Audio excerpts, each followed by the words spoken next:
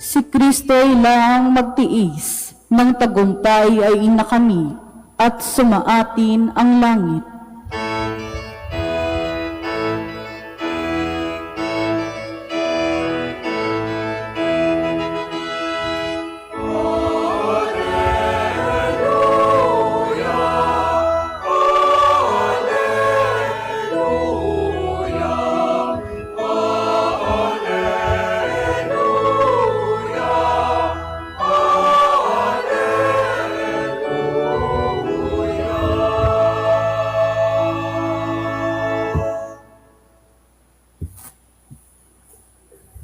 Sumainyo ang Panginoon. At sumayo rin. Ang pagpapahayag ng mabuting balita ng Panginoon ayon kay San Lucas. Papuri sa iyo, Panginoon.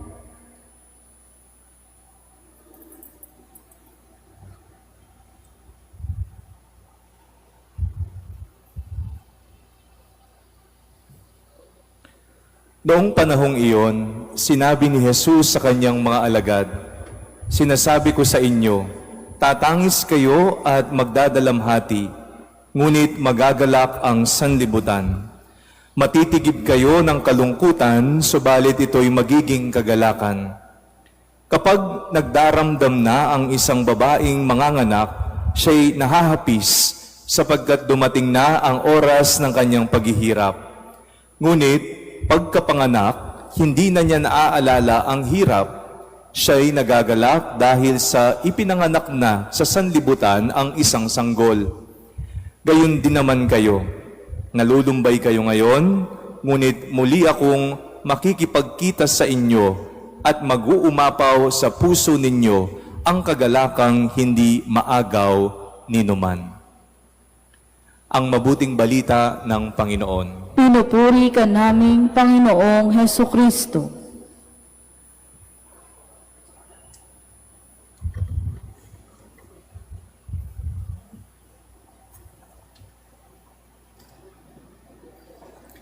Muli po magandang gabi po sa inyong lahat.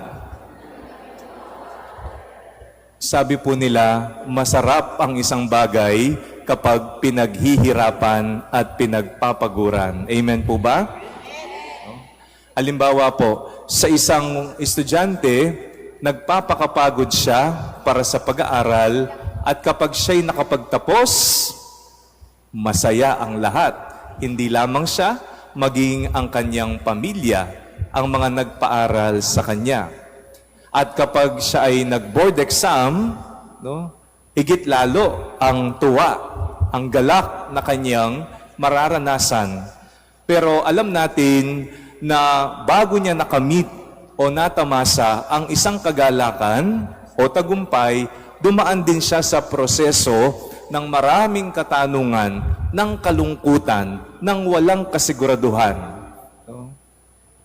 Katulad din po ng isang magsasaka, gigising siya ng maaga, araw-araw, upang magtanim, magtrabaho, mag-araro, maglagay ng pataba, at titingnan ang kanyang mga pananim. Dadaan siya sa proseso ng pagbibigay ng buong sarili, pagbibilad sa araw. Minsan nga, dumarating pa ang malalakas na bagyo, pati na ang tagtuyot. Daranas siya ng mga iba't ibang problema sa pagsasaka.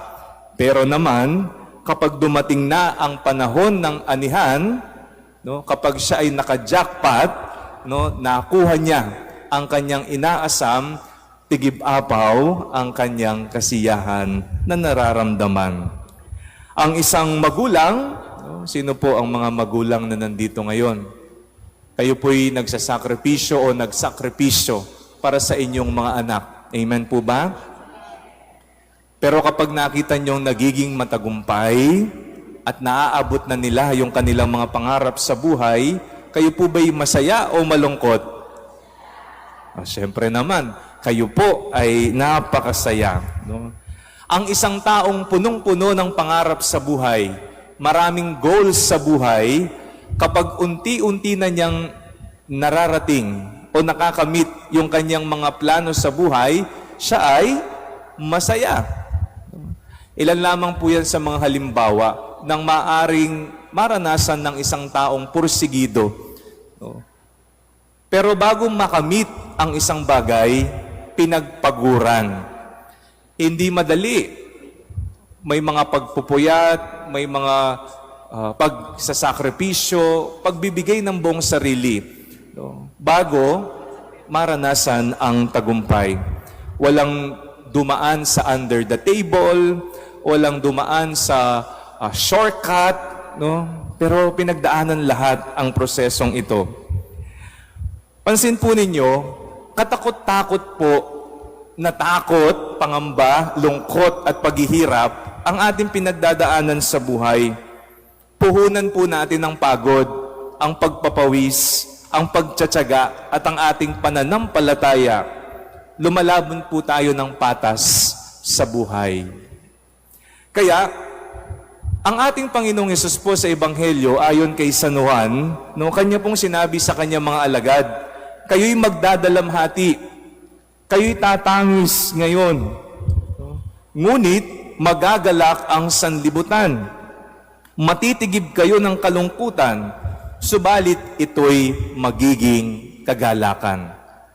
Matitigib kayo ng kalungkutan, pero ito'y magiging kagalakan. Alam ng Panginoong Hesus ang kalungkutan na nadarama ng kanyang mga alagad sa kanyang pagdurusa, sa kanyang kamatayan, at sa kanyang nalalapit din na pagbabalik sa Ama. No? Kaya nga po sa darating na linggo, ating pong gugunitain ang pag-akyat ng Panginoon sa langit. No? Kaya nang malaman ng kanyang mga alagad ang kanyang nakaambang pag-alis, sila po ay nalungkot. Parang tayo po, kapag may lumilisan na mahal natin sa buhay, tayo po'y nalulungkot. No? Ganyan din ang naranasan ng mga alagad ni Jesus.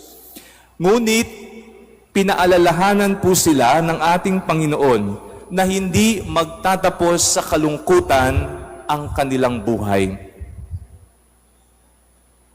Tayo pong lahat, minsan po napapatanong tayo, napapabuntong hininga tayo, hanggang kailan? Hanggang kailan ang problema ko? Hanggang kailan yung paghihirap ko? Hanggang kailan kami mahirap? Hanggang kailan ako aasa? Hanggang kailan, no, ang magiging, no, sitwasyon ng bansa natin? No? May kalungkutan, may pinagdadaanan, pero tandaan po natin na sa bandang huli, magtatagumpay ang Diyos. Amen? Ang buhay natin ay hindi natatapos sa kalungkutan. Kung papaanong ang buhay ng ating Panginoong Hesus ay hindi napako sa krus o nanatili sa krus, nagkaroon ng muling pagkabuhay. Ang ating pagdadalamhati ay hindi ang tuldok ng ating buhay. Sa katunayan, si Jesus na mismo ang nagsabi, mapapalitan ang ating kalungkutan ng kaligayahan. Ngayong araw pong ito, bukod sa ikawalong araw ng ating pagnonobena, sa ating paghahanda para sa dakilang kapistahan ni San Jose, dito po sa ating bayan, atin din pong ginugunita ngayong araw ang kapistahan ni San Isidro Labrador. Kilala niyo po ba si San Isidro? No, farmer, no, magsasaka.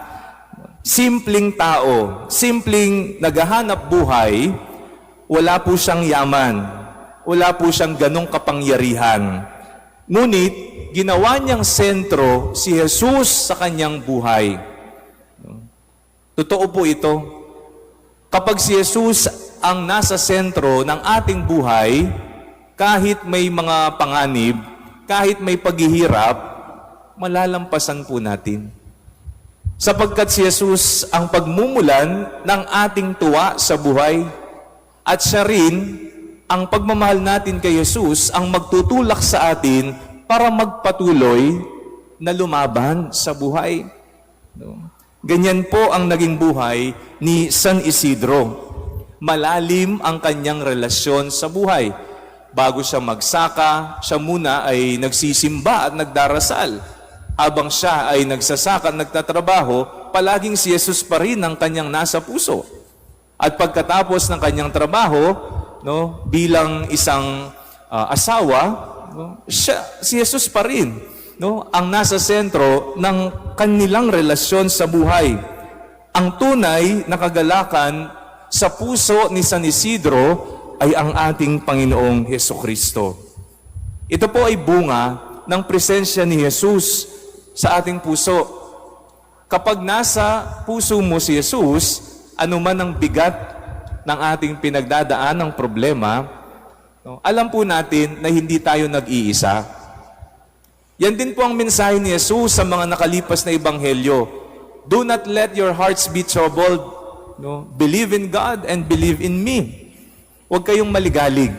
Huwag kayong mangamba. Katakot-takot na problema, katakot-takot na hamon sa buhay, maniwala pa rin kayo sa Panginoon. Huwag niyong aalisin si Jesus sa inyong puso. No? Yan ang habilin ni Jesus sa kanyang mga alagad, sa ating lahat, at isinabuhay ni San Isidro. Maraming panahon po ang pagluha na maari nating maranasan. Kailan po ba kayo huling lumuha? Kailan po kayo huling napagod? Kailan ang huling sinabi mo sa sarili mo, susuko na yata ako, no? Dahil sa mga kabiguan sa buhay. Ngunit hindi po doon nagtatapos ang buhay natin. Magpatuloy po tayo sa buhay at huwag natin ialis o tanggalin si Jesus sa ating puso. Kapag si Jesus ang ating kayamanan, kahit simple ang buhay at puno ng pagsubok, mananatiling may-ani ng kagalakan ang ating mga puso. Magbubunga. Si San Isidro nagbunga, hindi lamang yung mga ani, kung hindi ng kabanalan. Siya'y naging santo sapagkat nasa puso niya si Jesus.